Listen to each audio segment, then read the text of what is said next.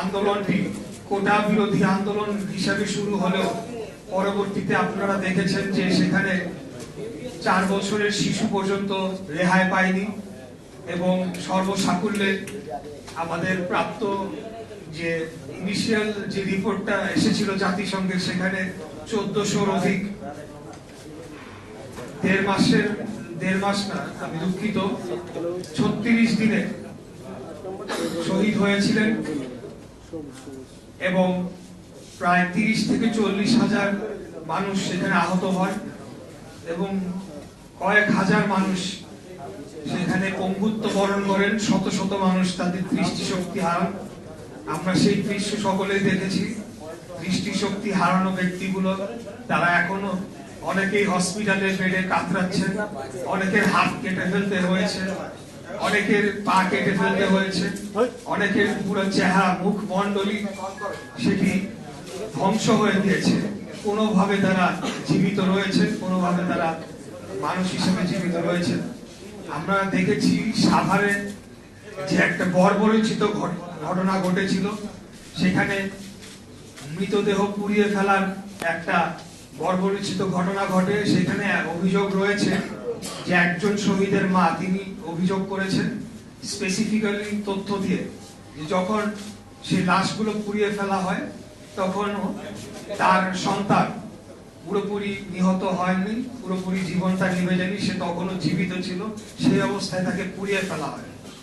আপনারা দেখেছেন যে যাত্রাবাড়ি, উত্তরা, রামপুরা, বাড্ডা সহ সায়েন্স ল্যাব, মিরপুর বিভিন্ন জায়গায় নিরস্ত্র শিক্ষার্থীদের উপর মারণাস্ত্র ব্যবহার করে কিভাবে একটা গণতান্ত্রিক আন্দোলনকে দমন করে খুনি ফ্যাসিবাদী হাসিনা তার অবৈধ শাসনামলকে দীর্ঘায়িত করার চেষ্টা করেছিল।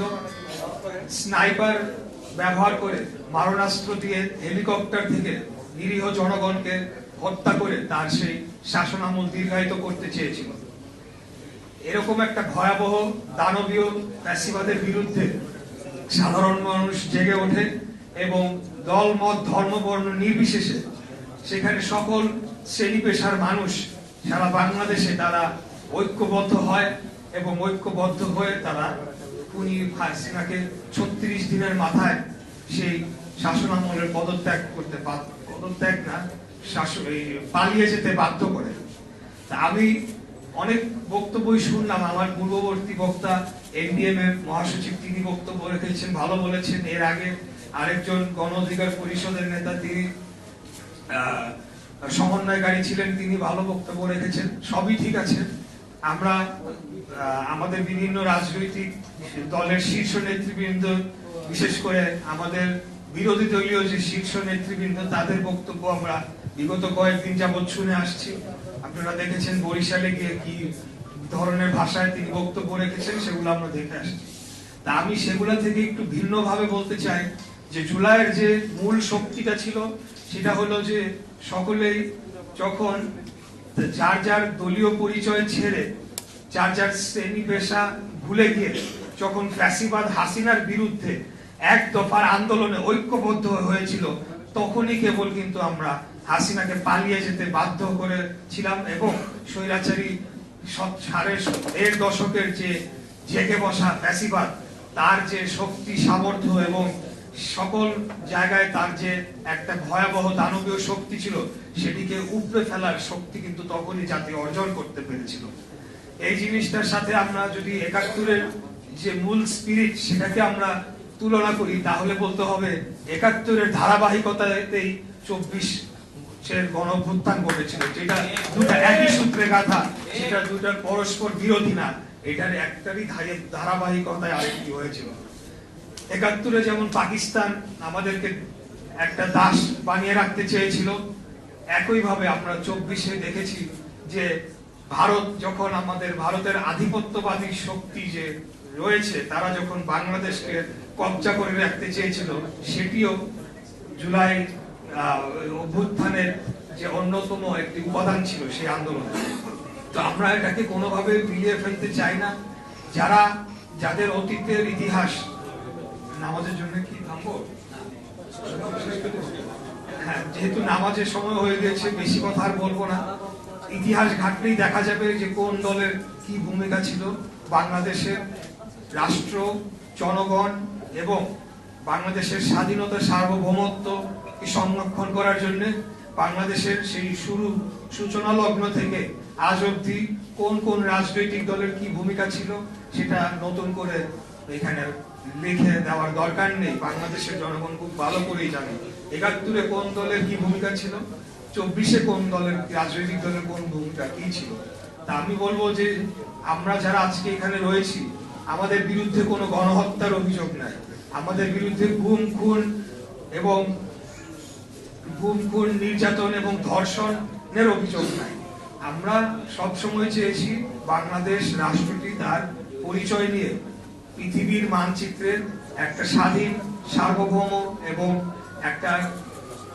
একটা শক্তিশালী রাষ্ট্র হিসেবে প্রতিষ্ঠিত হবে, যেখানে আমরা বাংলাদেশের জনগণ আমরা বুক উঁচু করে, মাথা উঁচু করে, বুক ফুলিয়ে বলতে পারবো আমরা বাংলাদেশের জনগণ।